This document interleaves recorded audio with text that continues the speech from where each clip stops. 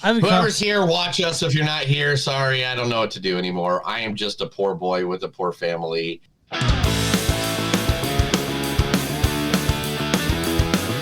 It's a show by Chris and Neil with all great movies. They are the real deal. We watch them all, so you don't have to. It's movies that don't suck and some that do. Ladies and gentlemen, boys and girls, listeners of all ages, welcome to a new episode. Episode 334 of Movies That Don't Suck and Some That Do. Featuring Neil and Chris. Woo, woo, woo. I just wanted to do something different. Yeah, it works out. It's fine. Yeah. But anyway, yes, today we are reviewing two movies like we do every time, every episode. And we ruined them in like the first 20 episodes, so please, I mean this is don't 6 go back years to ago those. now. It's all about. Yeah. Don't listen to those. Anyway, we're here to have fun and review some movies today. First, we will be jumping into a movie that Chris told me if we didn't watch, he was going to kill me and my babies. Which I guess my babies is my cat and dog. Yeah, I guess so. Well, I would eat them because that's the thing now. That's the thing. Yeah, everybody in Springfield eats cats and dogs. And we're talking about the movie Strange Darling, featuring the one and only Willa Fitzgerald. I know you're scared, but I'm scared. It's natural, but someone has an attempt made on their life. You know I was recruited by the FBI and Central Intelligence. Scored a 99th percentile in IQ, but only an 80% on the psych eval. You want to know why, you condescending asshole? Interpersonal skills? I lack the ability to tolerate horse shit. From Reacher. She plays a...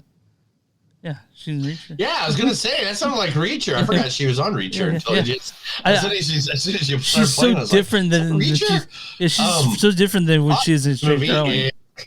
Yeah. What's that? I was saying she's so different in Strange Darling than from Reacher. So I was like, oh, that is her, you know? Are we delayed? Yeah, it's called acting. Okay, I got you. It's called acting. Have you ever heard of acting? Yeah. These people get together and they read these things called scripts. She's good, man. And then they got to play different characters. Kyle Gallner. Is it Gallner? Gallner. Kyle Gallner is in this as well. I sure like this thing. You ever wonder what it feels like to the people you actually taser? Let's give it a whirl. What do you say? You know, I was just thinking... We're Neptune pirates, right? And this is like I'm making you walk the plank. Except instead of jabbing you with the sword, I'm sending 300,000 volts through you. Now jump. That's from Veronica Mars back like early 2000s. I had a hard time finding things where he just didn't. I was like, is that... So, like, there are things like he was... That's the biggest problem. He was in Scream, but his roles are a lot of brooding and not saying a lot, so it's hard to find him saying stuff. But that's what I found. He gives a lot of looks. Yeah. A lot of looks. He gives a lot of looks. No. That's his thing. He Strong gives a lot of silent looks. type, yeah. Here's another look. Yeah. Ed Begley Jr. is in this as well. As a physician and a healer, I know I should be more attuned to the feelings of others. But doggone it. You know, whether I'm right, whether I'm wrong, whether I find a place in this world or never belong, I've got to be me. I've got to be me. What else can I be but what I am? I'll go it alone. Where's that from, Neil? I don't know. I didn't listen to half of it. People are talking in the chat room. Saint Elsewhere. That's where that's from.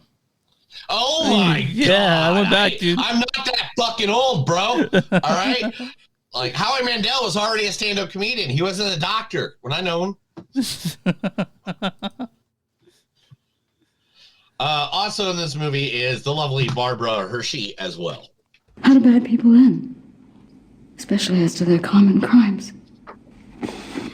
You have made me as bad as yourself. You seem to me quite good enough.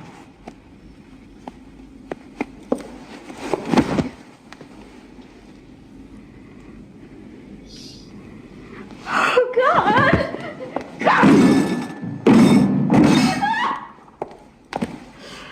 So you're going to weep after all. Have I ever complained to you? Of course you haven't complained. You've enjoyed your triumph too much. Portrait of a Lady from the 80s. Nice. Yeah, she had nominated for That movie is best supporting very actress in that. So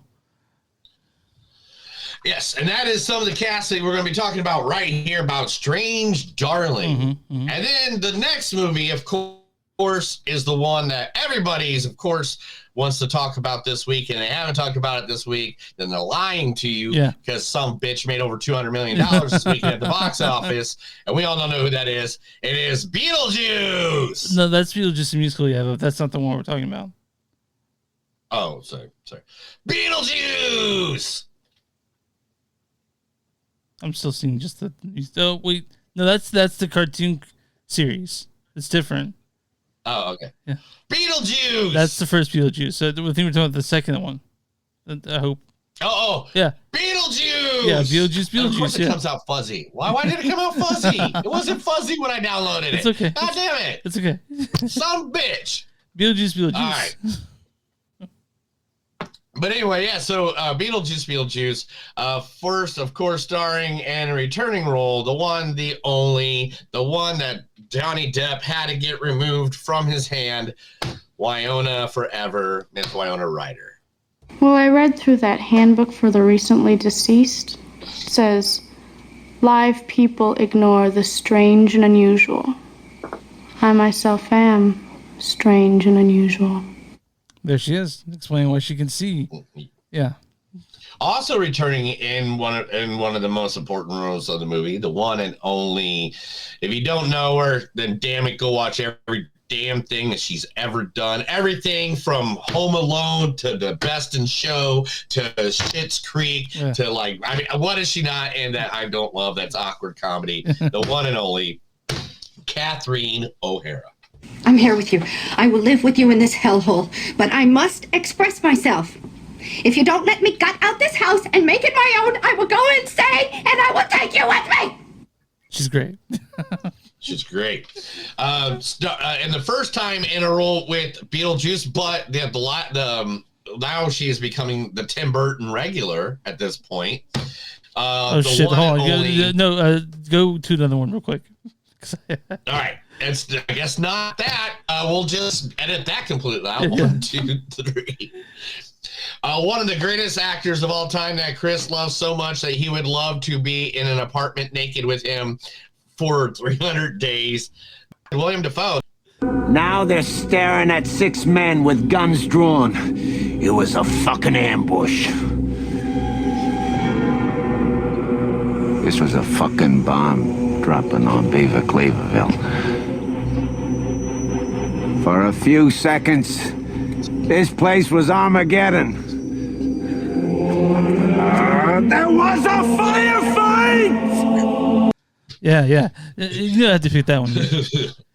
Now you can mention that other girl. You were going to mention, by the way. Oh, the other one. Okay, and someone who's now added into the Tim Burton universe who has been playing, killing it as Wednesday. They're filming that actually in season 2 right now. Yeah. And the one, the only, Jenna Ortega. Keep your voice down! Don't tell me to be quiet! I was locked in a dungeon down there! These old people are fucking crazy! I have to get out of this house before they keep me down! We need to find the keys to that truck! I never should have listened to you! This is all your fault! Rain! We need to stick together! I hate you! I hate you all so much! That was from X. No, really? Okay, gotcha. No, right. Seriously? It's you. You're overly obsessed with Mia Goth. And anytime you can put her voice in a clip, you will. Yeah. All right. I feel like I'm missing someone. Yeah, you're missing the most important. The name of the movie's named after. one of the greatest actors of all time. Oh, yeah. The guy who told you Johnny could be dangerously, the man who became Mr. Mom, the man who told you that the priest should not get away with sleeping with little boys, the one and only, the best Batman that ever walked the planet Earth, the one, the only, the ghost with the most, Mr. Michael Keaton. Well, I attended Juilliard.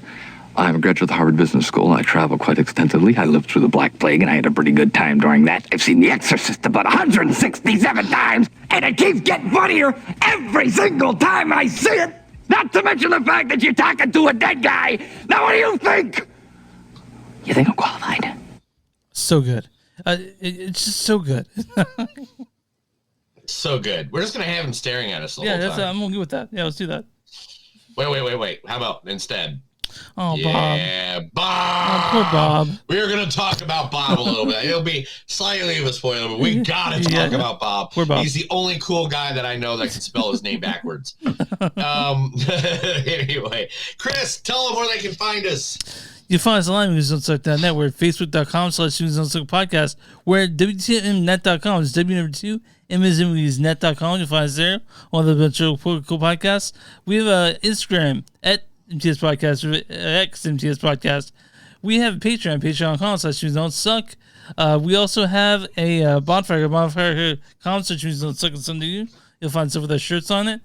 Go to Blackwood-Productions at T-Turtle to find shirts there, along with the stuff Neil's made. And where you find podcasts and Movies on Suck and Something to Do. Yeah. Also, in the next couple of weeks, I'll be having stickers, so I'll let you know when that comes, and you can stickers and stuff like that. I still have a couple of artwork things I can give them, but the thing is, we'll talk about that later. Anyway, so today, every week, we give each other a good shout out, and I'm going to get a shout out to a place that actually I will be going to tonight as soon as I get off this podcast, because I met the owner recently, and one of the owners. I'm not saying he's the direct owner, and I don't want to fight or start a fight or anything like that in this world. But I met one of the owners last night, and in fact, here's a picture of him right here, and it is one of the best and oldest music establishments where they have live bands in Tulsa, Oklahoma, and that is the Colony. You know, we're seeing Jeffrey Lewis there when he goes down, right? Right, correct. Yeah.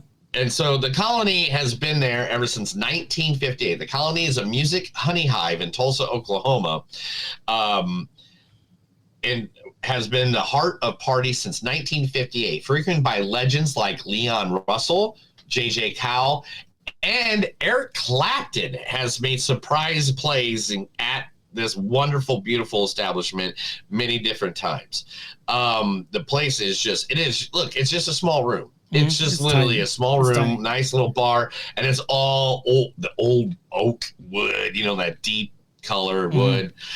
And but its walls hold secrets of the late night jams and unforgettable performance. The legendary hub for blues, rock, folk, and Americana offers vibes that are unmatched. You'll walk in and feel like you're being serenaded right in your own living room with a mixed bag of music lovers from all walks of life. It's the place to be for grassroots boot stomping tunes and meet some of the dopest people around.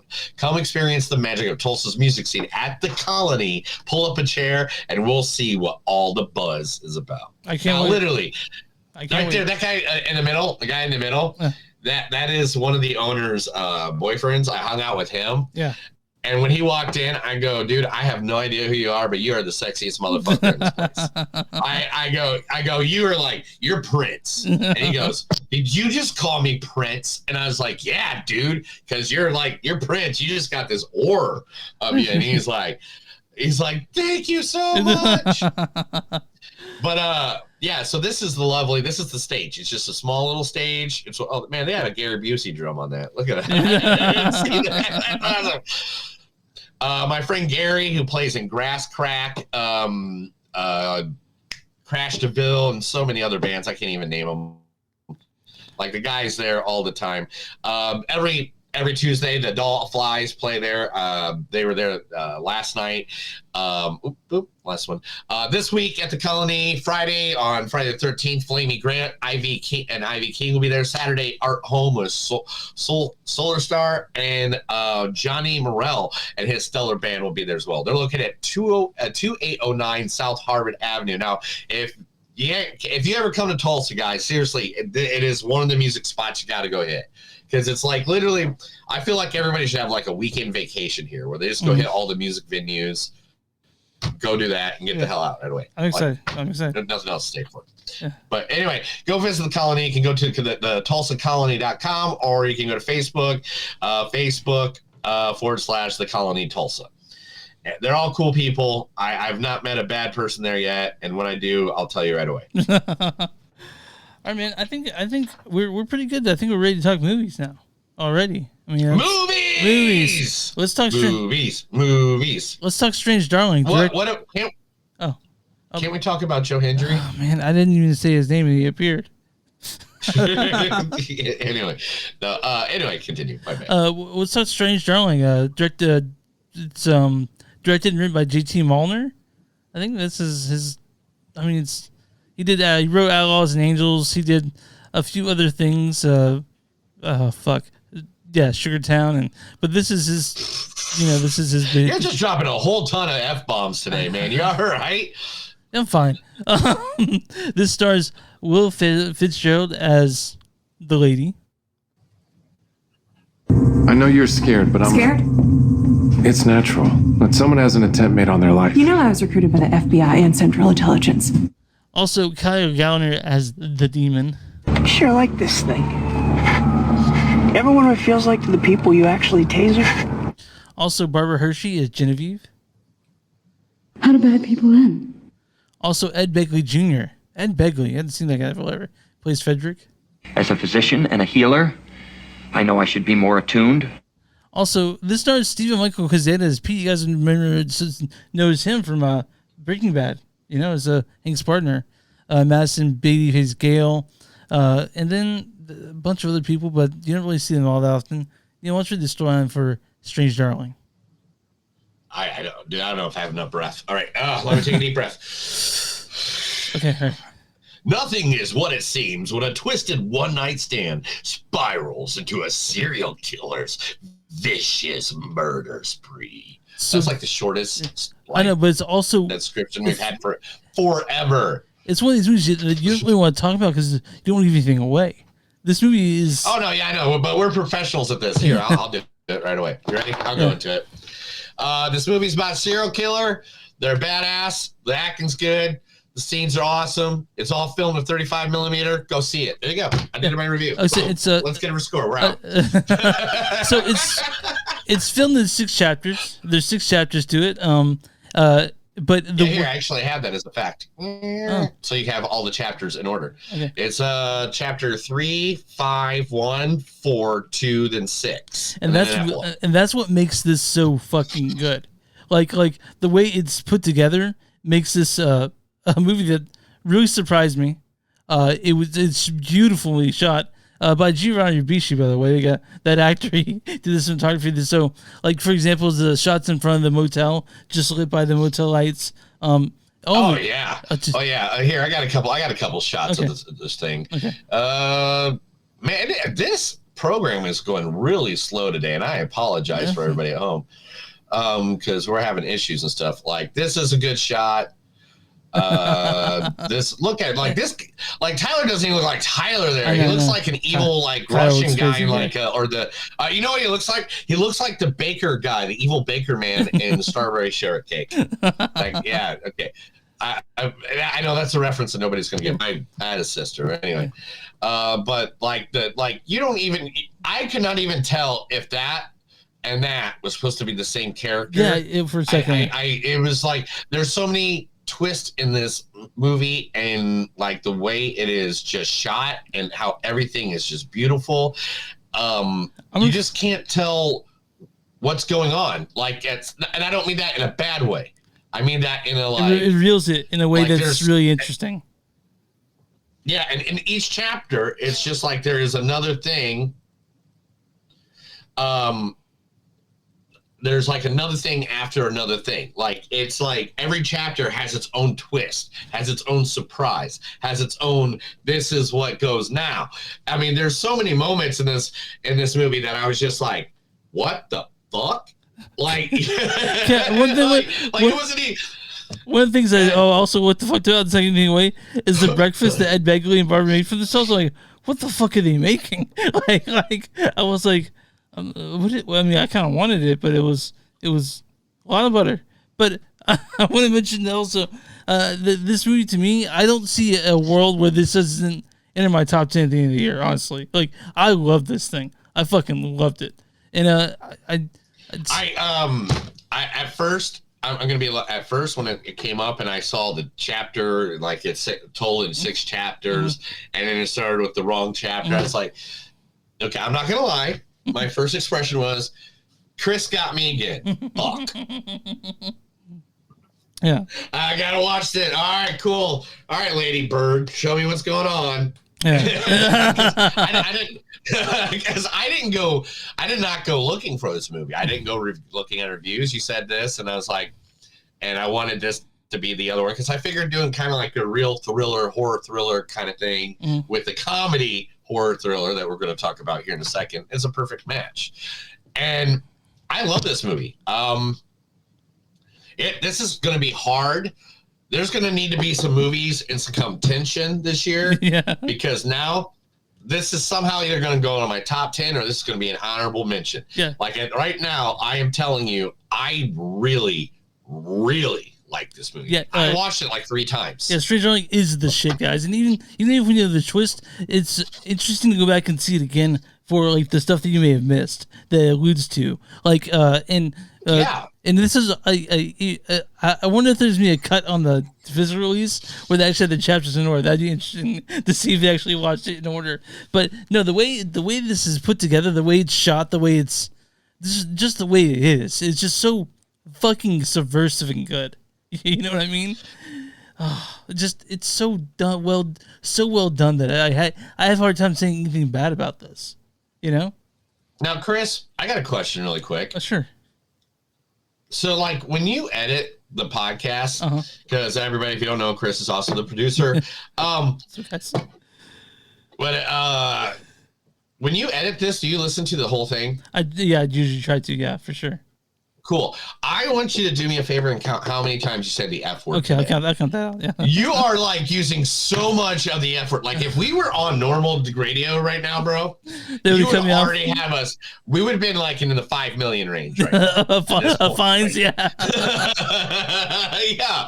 Like I don't know, man. Did you have a day? Like did you get someone? What's going on, bro? I did have a day. It wasn't bad, but it was busy. And I haven't been able to let loose to so you got that energy and you're just trying to get it out. Yeah, I'm just trying to get out. Yeah. Also, guys, we're filming this on Wednesday. The debate was last night. And so, we don't talk politics on this. You know that. I got a concept of plan, you know? But we came up with that rule many years ago. Yeah. Yeah, we don't want to alienate listeners, you know? Anyway, back to the movie at hand. Strange Darling. Strange Darling. Now, the acting in between Willa and Kyle was just awesome. Like, there's so many scenes that it was completely different than what it was like the scene before. Like, they gave so many different kinds of performances just with the two of each other. I know. It's like, oh my God. I think I'd have to say there's like at least 3 completely different types, and I mean like where one's the aggressor and one's the the one taking it, and then like and then it flips to where the other one's and like this is actually the acting in this movie was ridiculous. The whole the whole different surprises that are and again there's surprises in each chapter, so even if we accidentally tell you part of one or something like that, it doesn't matter. Whatever. We could explain this whole movie to you, and to be honest, still you would watch it and have a great time. Yeah, it's like nothing I've ever seen before. Honestly, like I have. It's called Pulp Fiction. But anyway, Yeah, I got where he got the idea of doing like everything out of order. I mean, like Memento, Pulp Fiction. But rarely is it. Rarely is it. List? You want to keep me listing? But rarely is it done this well. I gotta say, like. No, that's what I'm saying. Yeah. This is great. The guy, whoever did this, what was his name? Joe Bob Franklin. JT Molnar. JT. I was close. Yeah. JT, Joe Bob. It was right next to each other, guys. But this was one of those that just like it got me. The story was cool. Mm-hmm. The way it moved, the way the action went, the way Just the way it looks. It was so fucking well shot. That grittiness and that 35 millimeter grittiness too. God, was dude, just that's really cool. Yeah, seeing that in This is theaters a good is film. incredible. You know, like just seeing in theaters like that with the pop and all that, it was great. And I'm sure that you can get that with television. It is like I would say like get a group of friends and watch this. Or even you can watch it yourself too. Yeah. But like get a group of friends or a couple people to watch this with you when it comes out if you don't make it to the theater. Like this is 100%. It's worth going to the theater for, but it's almost at the end of its run, to be honest. Yeah. Because there's like one showing. Hopefully it gets nominated for something so we can come back to theaters for people, because this movie it's a small movie. It was an indie film and it flew under the radar, but it's so much better than a lot of the shit they came out wide release. Like this, the Crow came out wide release and Strange Darling didn't. You know what I mean? Like this, I had to go to Screenland to see this. Wait a minute, are we talking about the 1994 movie The Crow? We're talking about. Oh, there's a Crew that came out this year. I don't know if we talked about that or not. I don't think I erased it from my memory. Okay, but yeah, Strange Darling. But anyway, you guys gotta see this movie. Do you know what's going to be my top one of the top 5 worst movies of 2024? Bet you can predict it. Yeah. Anyway, dude, that's I can't believe. We don't. It's not going on. Okay. Wait around New Year's. We'll be having our best of and worst of, or go back to listen to the episode. Was it 332? Yeah, 331. Yeah, 332. Yeah. One of them. Yeah, 32. Go back and listen to that. You can hear all the references on that. But this one, Chris, what do you give it, man? 4.7. That's how I give it. Easily. Yeah. Easily. Yeah. I'm right there with you, bro. Yeah. Easily. But oh my God! I would even say 4.8. Even. I mean, it's really. Yeah, I'm just gonna go 4.7 on it because I'm not gonna argue. You can go 4.8. That's your opinion. Yeah. I fucking love this thing. But This 4.7, like easily. This is probably one of the best thrillers of the year. Yeah, easily. I told Neil we hadn't seen it yet. I was like, I saw Strange Darling last weekend, and I'll be honest, this is me on top 10. He's like, well, we got to do it for the show then, so we can talk about it. And I was like, because I was gonna pick The Killers, which we'll be watching next Killers week. Game, the Killers Game. Yeah. The Killers Game, because there's no way we're not gonna miss Batista, especially after he just dropped all the weight and like how positive he's becoming. I know, but it's Batista. It's basically Drax and Mantis again. She's in that movie too, so it's nice to see. You know. No, it's not. Yeah, Call Me the Thief is in the Oh yeah, she's in that movie, but no, the main person's the person from Rebel Moon. Oh, great. Okay. No. Yeah, no. The word around the water cooler, since I make the news segments and all that stuff, is that their chemistry together is ridiculously awesome. Okay, good. I hope it. So I have a lot of good feeling about that one coming in. All right, Neil, you give this 4.7, you get 4.8. I'm on RottenTomatoes.com right now. What's the audience score for Strange Darling? Oh, it's definitely got to be certified fresh, like 73%. 85% from the audience. Damn, I went lower than I thought. Isn't it certified fresh at past 70? Past 75. 75, damn. Okay, what is the 78? I should have said 78. Yeah. Okay, what is the critic score for Strange Darling on RottenTomatoes.com? Certified fresh at 82. At 95%. Holy shit, we agree with the critics more on this one. The critics' consensus is JT Molnar delivers the thrilling, unexpected electric ride with 2 breakout performances from Willa Fitzgerald and Kyle Gallner in Strange Darling. I'm going to go ahead and give you a good review and a hard to find bad review because they're here, but they're not that great. So this is from this is from some people are saying this is misogynistic. I think they're missing the point, so I'm going to skip those. And then this is from Stephanie Malone at Would Be Beautiful. She says, This unpredictability combined with strong performances and inventive direction cements the film status as a must-see for genre enthusiasts. Neil and I are genre enthusiasts. Well, no, I'm just enthusiastic about like literally everything. Yeah. So let's be honest. Yeah, Neil's super stoked about mostly everything that we. But I'm gonna take out the trash. Woo! Okay, and this is from Oscar Goff. This is a bad review. He goes, I quite enjoyed many elements of Strange Darling, but ultimately I found myself bouncing out the artifice of it all.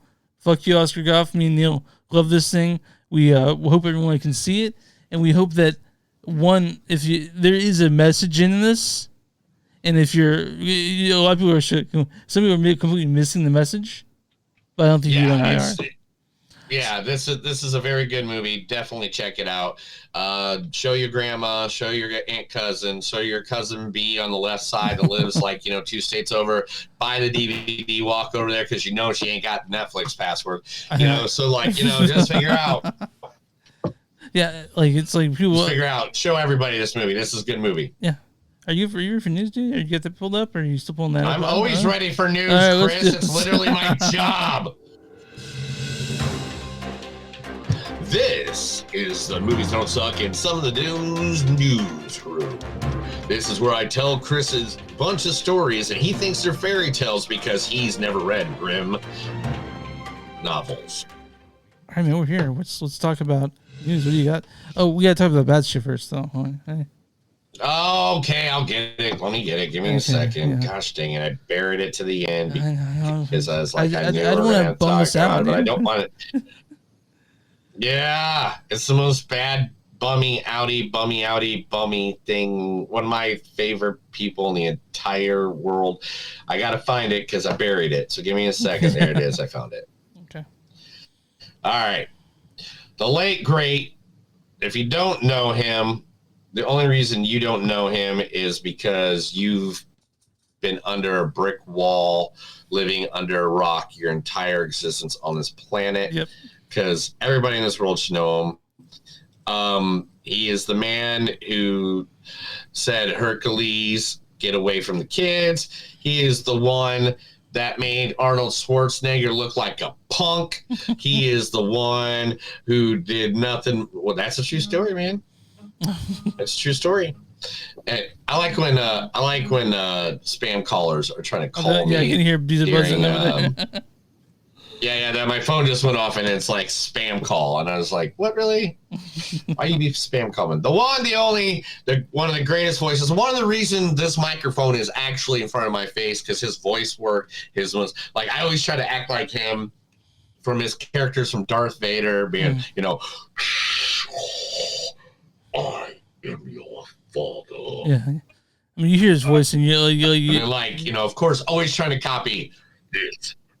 Yeah. Yeah, when you're like, this is CNN. Yeah. So how old was James? But the one Earl and only James Earl Jones, Mufasa. Yeah, Mufasa. He was Mufasa. He was at the tender age of 93. Oh, he had a good life then. Mufasa. He worked it out. He made it pretty far. So. Strange Love, or How Did I Learn to, was one of his first movies in 1964. Yeah, Dr. Strangelove, he was born on January 17th, 1931. Dr. Strangelove, or How I Learned to Stop Worrying and Love the I love that movie. I love that movie. But he's one of the most prolific actors of all times, and one of my favorite cameos in the Big Bang Theory series ever. Yeah, he was in that. Did you ever see that one? Yeah. Where it's like Sheldon walks up to him and he goes, "Let me guess, you're a Star Wars geek." And he's like, He goes, "You know what? I like Star Wars too." Anyway, but love James Earl Jones. Sorry, that's sad. All right, Chris, we are getting a movie about the biggest feud and marketing commercial history. Oh, is it? Let me guess. Is it between Drake and Kendrick Lamar? No. Okay. All right. It is going to be directed. It's in development from the one and only Steven Spielberg, and the director from Knocked Up. Why did I say the director from Knocked Up? Why don't I just say his name? What the heck is it? It's your buddy. Seth Rogen didn't do that. No, really? It's not. No. It's good. How are we forgetting his name right now? Where were we? Or what the fuck's wrong with us? How are we doing this? Yeah, I have no idea. He did 40-year-old version, Knocked Up, The King of Staten Island. Who did that? Oh, Judd Apatow. How the fuck? Judd Apatow. Judd Apatow? Judd Apatow. How the fuck do we not know that? I thought it was Judd Apatow, and I didn't. Oh my gosh! All right, don't make fun of us. We're getting old, guys. Yeah, all we're right, getting I'm old. almost damn near 50. Yeah, Neil's almost all right. damn near 50. Anyway, so the biggest rivalry of all time in the history of man is going to be made by Steven Spielberg and Judd Apatow. Coke and Pepsi. Tell me the rivalry. Coke and Pepsi. It is Coke versus Pepsi. Oh, I guess too. Awesome. You guess you didn't know that? No, I didn't know that. But yeah, for real. It is Pepsi versus Coke is going to be the movie. And it is, I don't even know what to go with that. I mean, Flaming Hot, we did one on Flaming Hot. Yeah, I mean, Barbie knocked it out of the king. Yeah. So, hey, man, let's do more about commercial. Let's just dig in. The Nike shoe movie. Yeah. You know, like Air. Yeah. Like, let's just keep making movies about commercialism and how great it is. Yeah. Let's talk about yay capitalism, right? I mean, I don't know anybody that's against commercialism or anything like that at all. I don't know one person as I scratch my they live tattoo. All right. Michael B. Jordan is to direct and star in the remake of Steve McQueen. Wait, the Daredevil guy? Yeah, the movie, the Tom. Oh no. I'm sorry. I thought it was Steve McQueen. My bad. I didn't read the rest of the sentence. All right, my bad. Sorry, we were hyped. We're coming right back to it right now. Okay. And Chris can edit this if he wants. Michael B. Jordan's direct and star the remake of Pierce Brosnan's heist thriller, The Thompson Crown Affair. Oh, okay, Thompson Crown Affair. Gotcha. Yeah. Yeah. I mean, I didn't know we needed another one. I didn't know we feel about that either way. I don't know. But I know this one will get you going. Okay. Chris, we are going to get a sequel, the most long-awaited sequel. I think Beetlejuice might have made this happen. Yeah. But we're getting a long-awaited sequel. That's right, guys. Ice Age 6 is going to be coming out. I've not seen any of them. I just know about the squirrel with the nut. That's all I know about it. Oh, that's sad. You should definitely go see some of those. Okay. They're really cute. Okay. As I told you earlier, somewhere in the podcast, Beetlejuice has passed $190 million at the box office. I'm glad to hear that.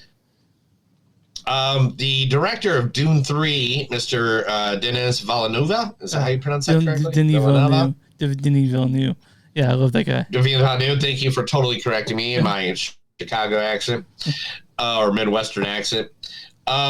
Anyway, he addressed that the third movie will be his final, but don't hold out for other adaptations. He goes, don't think other adaptations are not coming. Just because he's leaving doesn't mean they're not going to tell the rest of the story. Well, I mean, like he did the first book, and that's all he wanted to do, and then they're like, "Well, did you must?" I was like, "Okay, but that's it." So after that, I've only read the first Dune. So I don't really know anything after that. I just know it gets fucking weird as shit. That's what I know. Yeah, I know. Yeah, but you know what? Sometimes people can go down the wormhole. Yeah. Gotcha. You know? Yeah. The sand wormhole.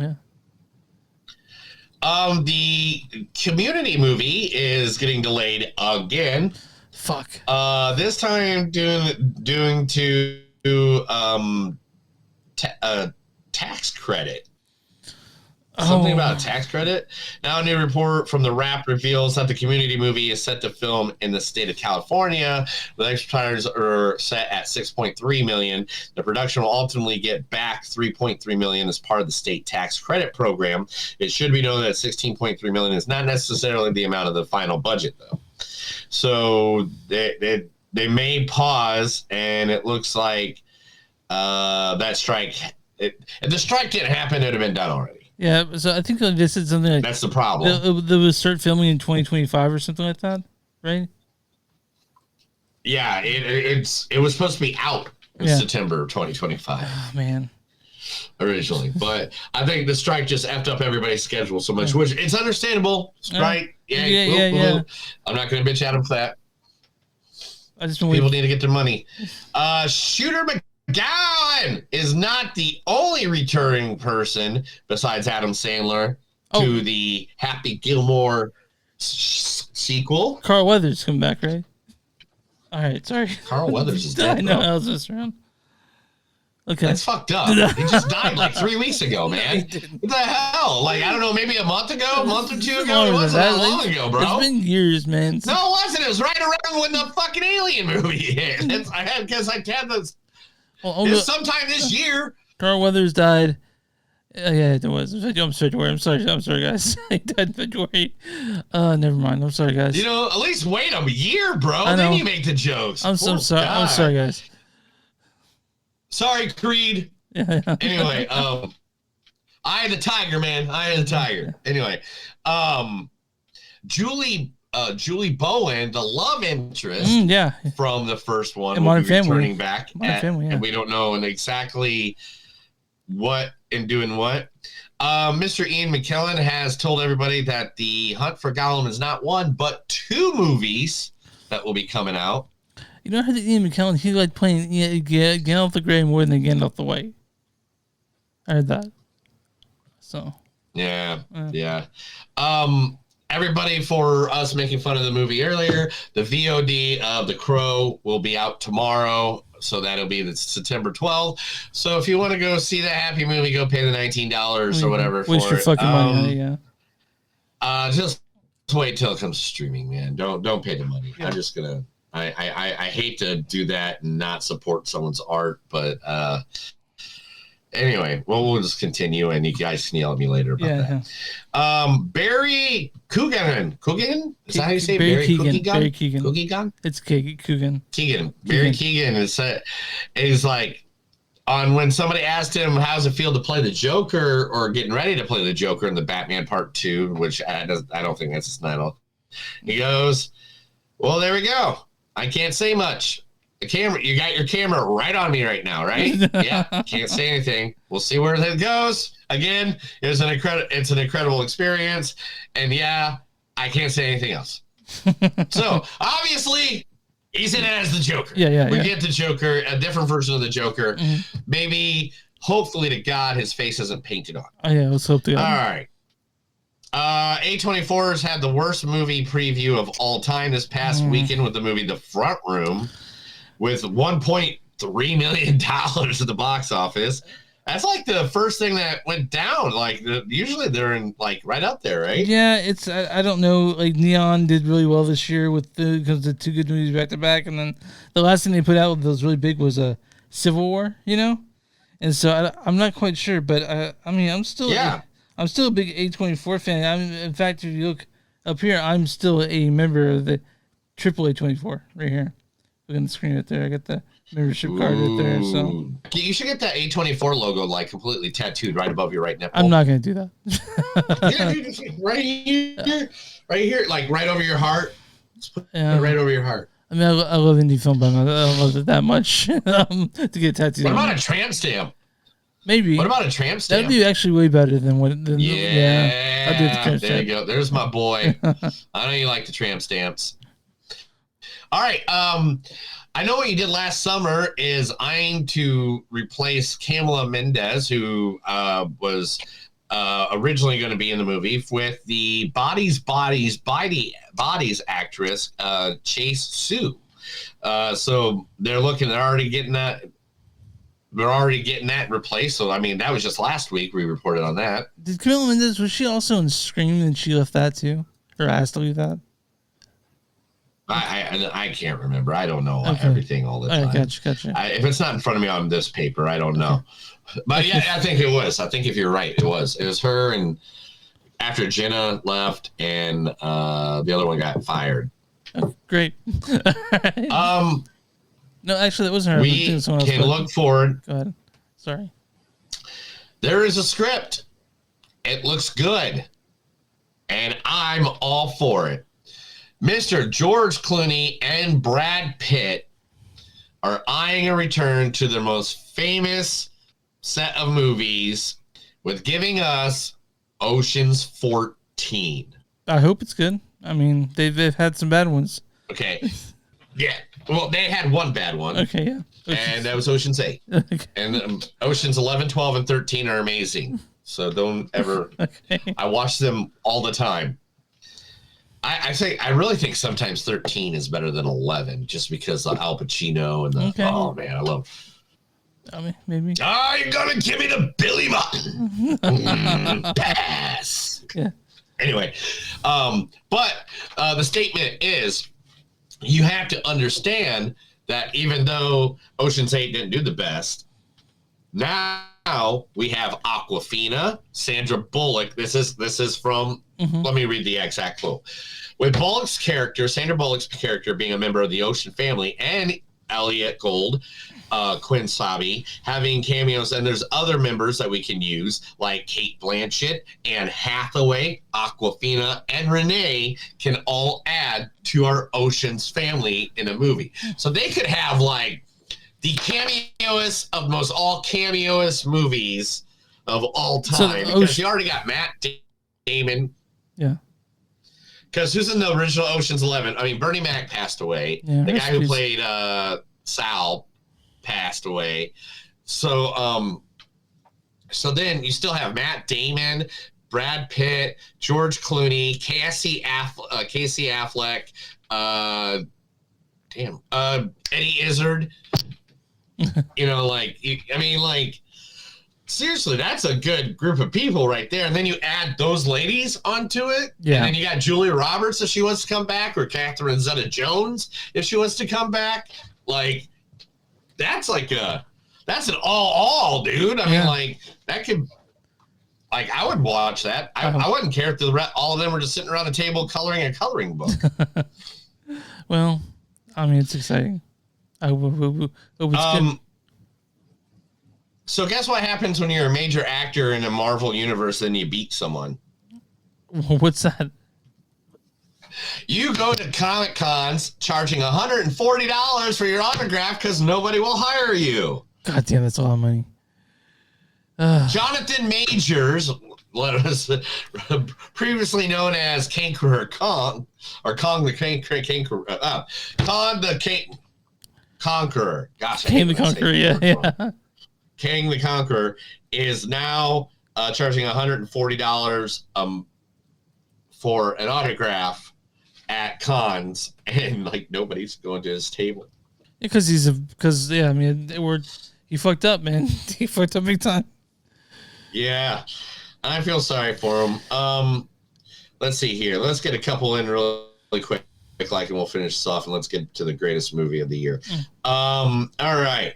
Joker, and the Joker movie is hitting theaters early for IMAX showings. It will start on for one night only on Monday, September 30th, which is Logan's birthday. So you can't see it?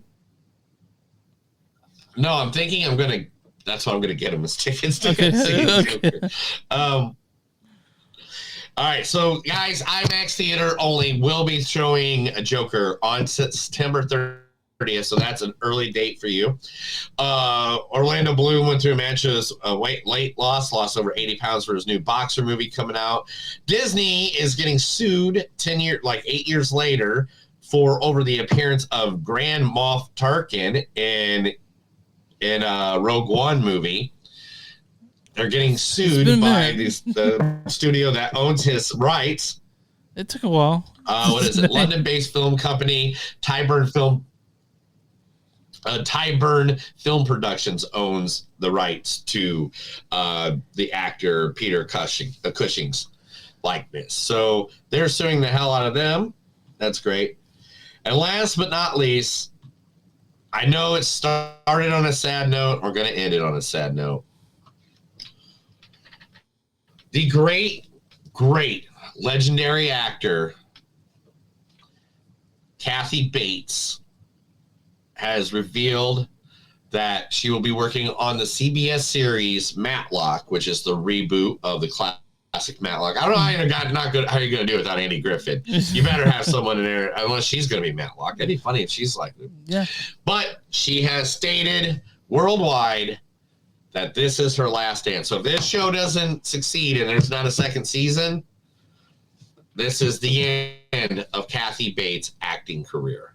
Well, she had a illustrious one. We all loved her. So, right? We miss her. Oh my gosh! Right? Like what are some of her great movies besides Misery? We all know Misery. What besides that? Name a movie you. I mean, besides Misery. About Schmidt. What movie? About Schmidt. Oh, Dolores Claiborne. Yeah. I said about Fried Green Tomatoes. Yeah, she was not. I liked her arc in The Office, of course, as a LaWanda. Woo! Yeah. Anyway, what would be another one that she had so many greats. About Schmidt. I just said that. Yeah. Oh, that was a good one. Oh, did you? Okay, you keep on going in and out. I'm sorry, man. I don't know why. Like, because your equipment is cheap. It's not cheap. I spent way too much money on this. I know. It's not at all. Oh, all right, guys. The Water let's Boy. wrap it up. That's the news. All right.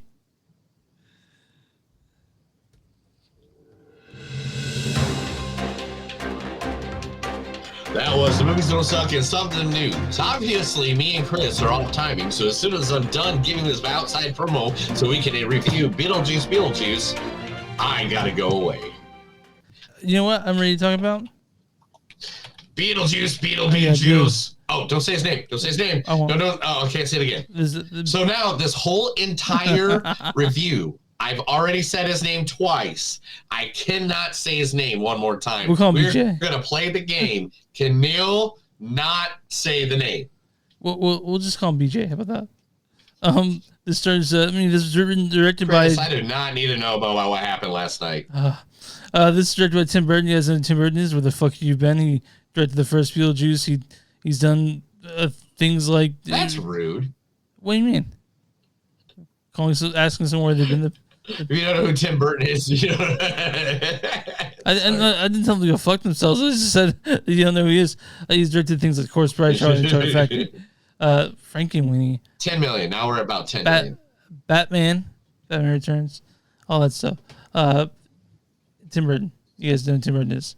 And this is written by Willy Wonka. Yeah. Or I'm sorry, Charlie and the Chocolate Factory, Nightmare Before Christmas, which you can go see at any Hot Topic. You go to any Hot Topic, you know who Tim Burton is. This is written by Alfred Goh, Miles Millar, and Seth Grant-Smith. This stars Michael Keaton himself as BJ. Well, I attended Juilliard. I'm a graduate of the Harvard Business School. I travel quite extensively. I lived through the Black Plague, and I had a pretty good time during that. I've seen The Exorcist about 167 times, and it keeps getting funnier every single time I see it. Not to mention the fact that you're talking to a dead guy. Now, what do you think? You think I'm qualified? It's just so good to play the whole thing. So, we got Winona Ryder. We got Winona Ryder as Lydia Dietz. She comes back with this like 30 years after the first one. Well, I read through that handbook for the recently deceased. It says, live people ignore the strange and unusual. I myself am strange and unusual. Also, Jenna Ortega as the daughter, Astrid Dietz. That's good. Catherine O'Hara as Delia Dietz. I'm here with you. I will live with you in this hellhole, but I must express myself.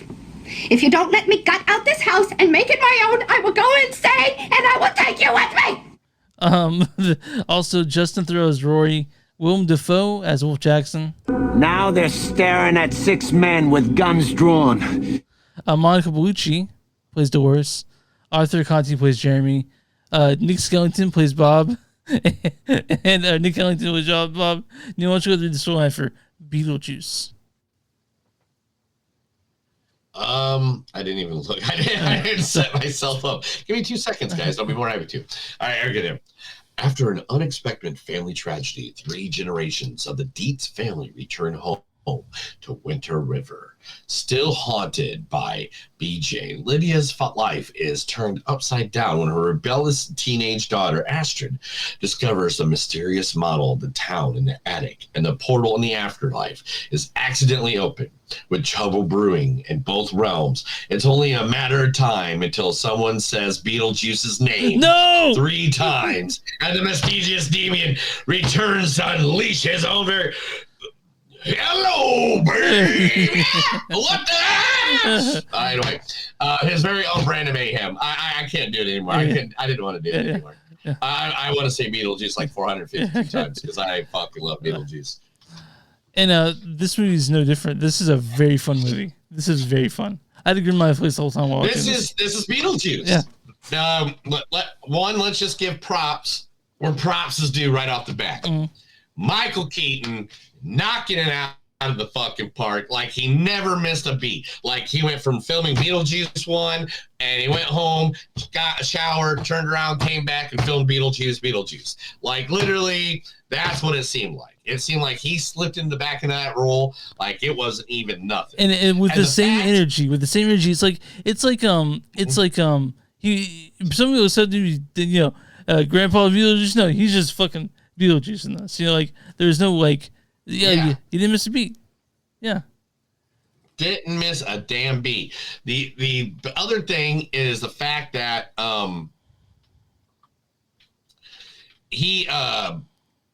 they made it so he was still like he didn't take over the movie. He did not take over the movie. You'd think there's this beloved character that everybody loves, and literally they could have just had the whole movie all him doing whatever. They didn't even have to go back to the Dietz family. They could do a whole different story. They could do whatever.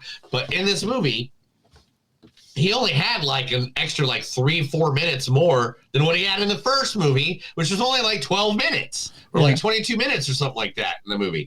I can't remember what the time was, but they made it so he was still very discreet, but you think you saw him more because people were either talking about him or you're in the same environment where he is at. Yeah. Like when they're doing, the wonderful images with the best actor in the entire world, the character that everybody should love, the one guy that spells his name backwards.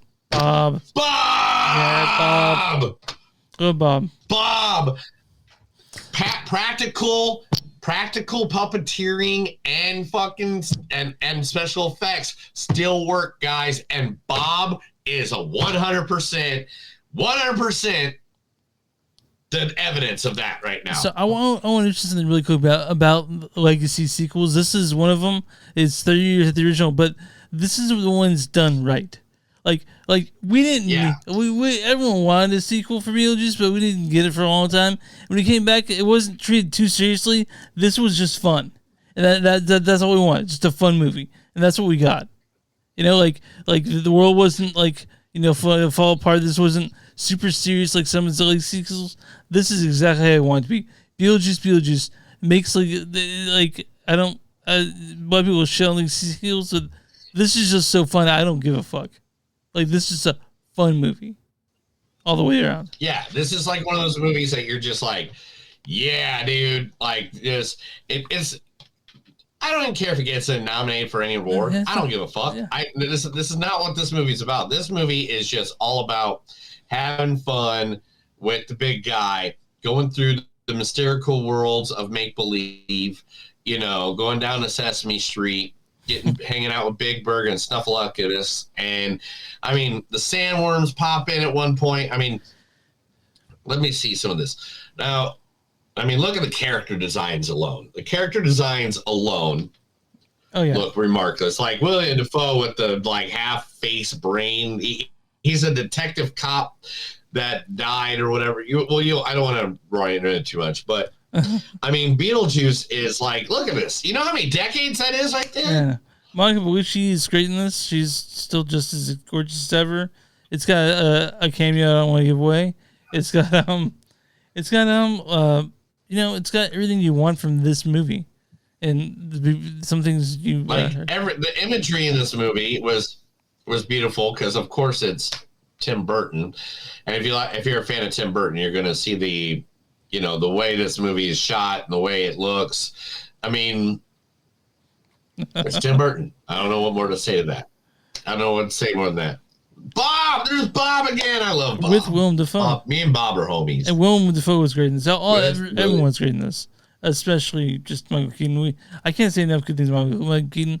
Lydia Dietz was Lydia Dietz. Yeah, this is. Yeah, everyone had a connection to that character. I feel like. I mean, this is just one.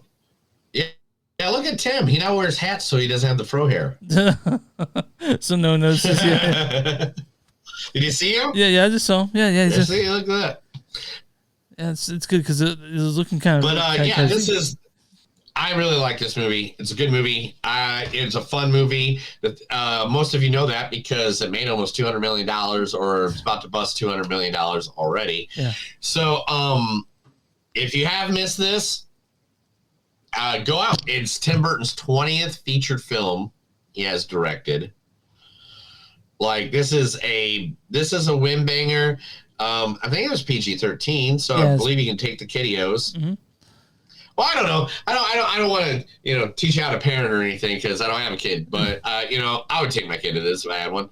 But this Beetlejuice. I mean, I don't know what to say more about it. I'd really like to get that. Like people want to talk shit on legacy sequels. I think they can suck a dick. It's sorry guys. This is I keep saying weird things. But Michael Keaton, I think, yeah, it's just Michael Keaton thing. My thing is the fact that when it is a legacy for a cash grab, mm-hmm.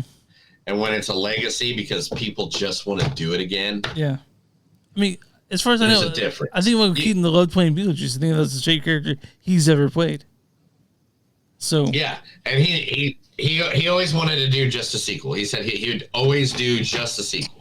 He said he didn't want 20 movies or anything like that. But he said that for 20, 30 years. And Tim Burton, and he's like, it has to be Tim. It has to be, we have to be together. Mm-hmm. And if you go around watching the interviews that Catherine O'Hara, Jenna Ortega, Michael Keaton, the main for the movie, Winona, Winona. If you go see the interviews, the Google search one, the lie detector, all those different ones that they do like that. Mm-hmm. If you go see those interviews that are out there on the web right now, they absolutely love each other. Winona's someone's what did you miss about the movie or blah, blah, blah. And she goes, well, I miss Jenna every day now because I'm not there with her. And it's just and you can tell they're being legit. That's what I'm saying. We miss each other. You can tell they had fun making this. There was it was just, yeah.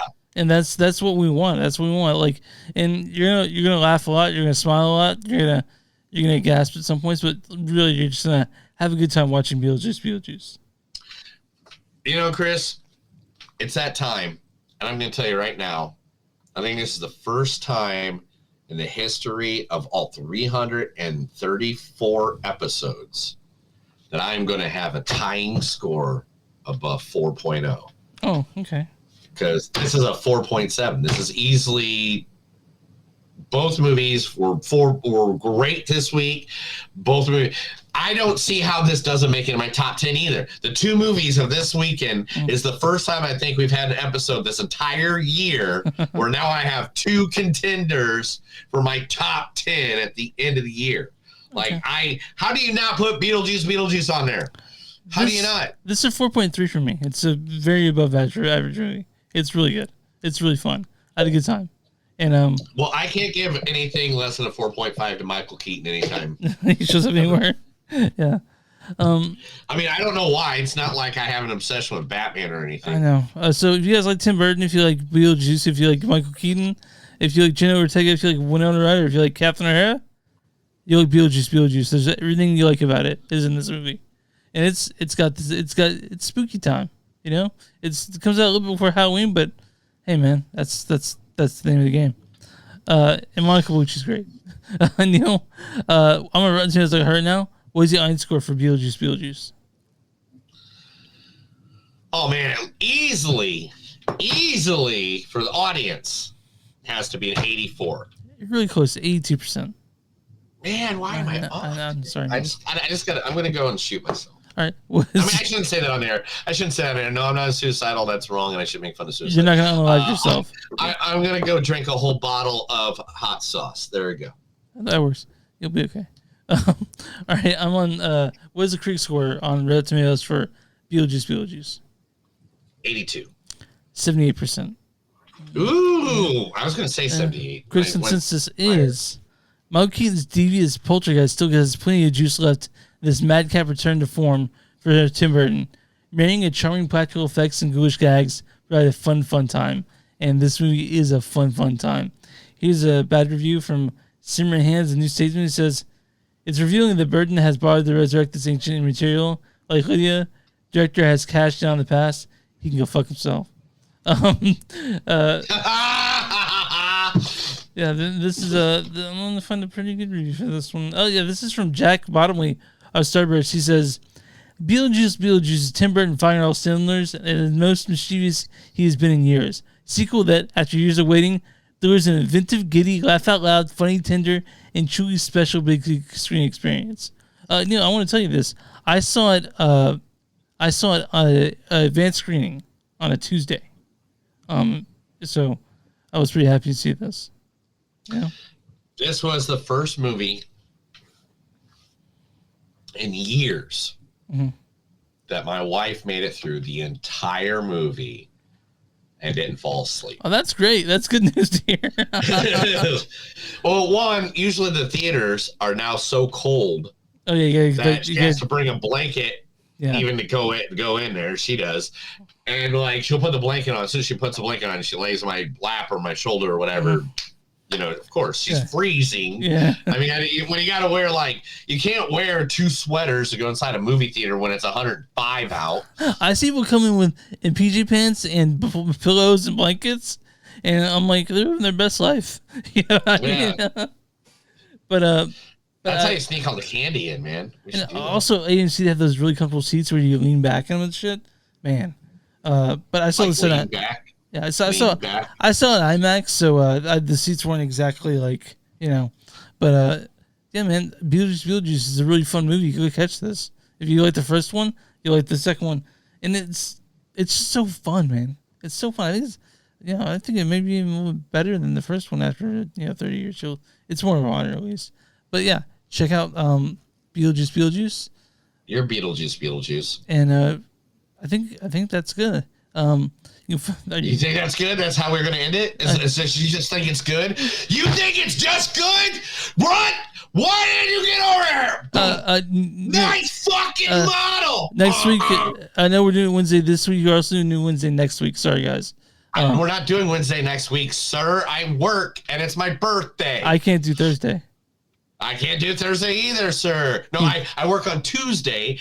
Wednesday is my birthday, and I'm sorry, I'm not going to put work on. I love you guys. I don't do shit. It's my day. It's the one day of the year that I can say whatever the fuck I want and do whatever the fuck I want. Do this on no apologies. Okay, what do you want to? When do you want to do? You want to do it Friday or Saturday? We'll talk about it later. We'll look at it and we'll see whatever we want to do. Okay. All right.